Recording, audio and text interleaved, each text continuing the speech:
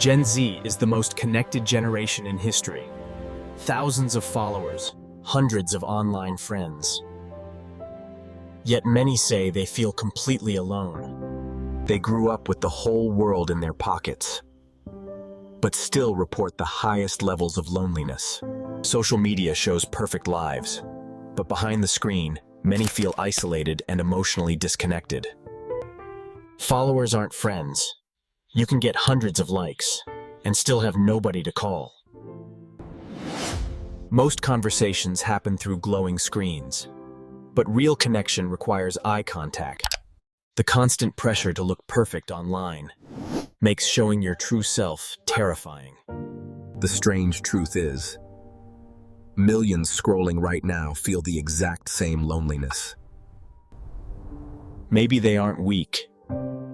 They're just surviving a world of digital noise. So let me ask you, have you ever felt lonely, even while talking on